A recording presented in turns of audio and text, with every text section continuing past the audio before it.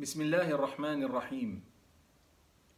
8 chapitres nous invitent à eux aujourd'hui.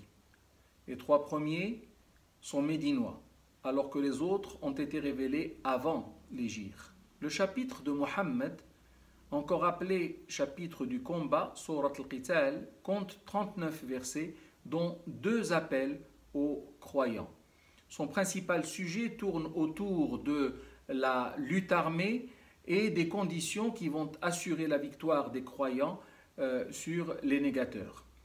Il est suivi par le chapitre de la conquête, Surat al-Fath, qui compte 29 versets et qui entérine le précédent sujet en disant comment la victoire intervient et qui sont ceux qui la méritent vraiment. Le numéro 49, chapitre des appartements, ou Surat al-Hujurat, aborde quant à lui les valeurs morales que les croyants doivent porter en eux pour mériter la dite victoire. Il compte 5 appels aux croyants et 1 appel aux hommes. C'est un chapitre à très grande valeur éducative qui totalise uniquement 18 versets, mais qui ne manque pas de donner au moins 2 définitions très importantes des croyants. Le numéro 50, ou chapitre Q, débute par la lettre qui lui a donné son nom, Q, ou encore Qaf. Il fait l'éloge du Coran et parle essentiellement de la résurrection et des phénomènes extraordinaires qui sont censés l'accompagner. Du haut de ces 45 versets, ce chapitre a souvent fait office de prêche du vendredi par le prophète lui-même, tellement le ton exhortatoire y est dominant. Le chapitre des épandeurs, Surat al-Dhariyat, est le numéro 51.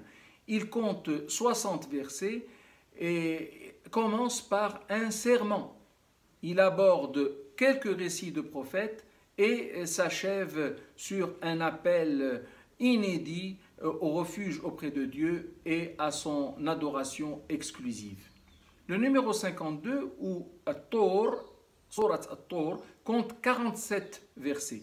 Il commence lui aussi par un serment, évoque le jour dernier et s'engage dans une très belle démonstration menant à la confirmation de la thèse monothéiste. Le numéro 53 est quant à lui nommé chapitre de l'étoile, Surat An-Najm. Il compte 61 versets et débute lui aussi par un serment.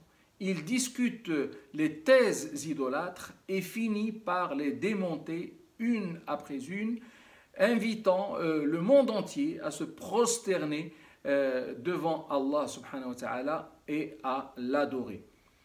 Enfin, le numéro 54, ou chapitre de la lune, Surat al-Qamar, compte 55 versets. Il met en garde contre le fait de traiter les prophètes et les envoyés de Dieu d'imposteurs et invite les hommes à profiter pleinement des trésors que recèle le Saint-Coran. Sa dernière partie est d'une exceptionnelle beauté et je vous invite à la lire avec beaucoup de soin. Aide-nous Seigneur à aimer ces 8 chapitres, à aimer l'ensemble du Coran. Aide-nous Seigneur à être très proches de toi. Amen, Amen, Amen.